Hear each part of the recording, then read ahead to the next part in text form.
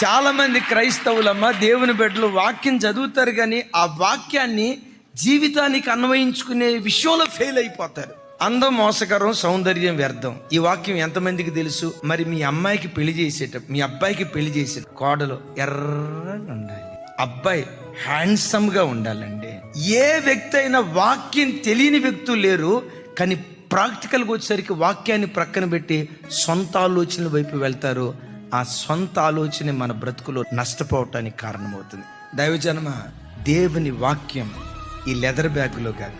దేవుని వాక్యం 5.5 అడుగులు, 6 అడుగుల నీ తోలు సంచిలో దేవుని వాక్యం నిక్షిప్తమై ఉన్నది. నోరు తెరిస్తే వాక్యం, నోరు తెరిస్తే వాక్యం. ప్రతి విషయంలో వాక్యం వాక్యం వాక్యం ముందు పెట్టుకుని వెళ్ళు. ఈ వాక్యమే నీ పాదములకు దీపంగా, నీ త్రోవకు వెలుగుగా చేసుకొని సరి అయిన మార్గంలో నిన్ను నడిపించునుగా.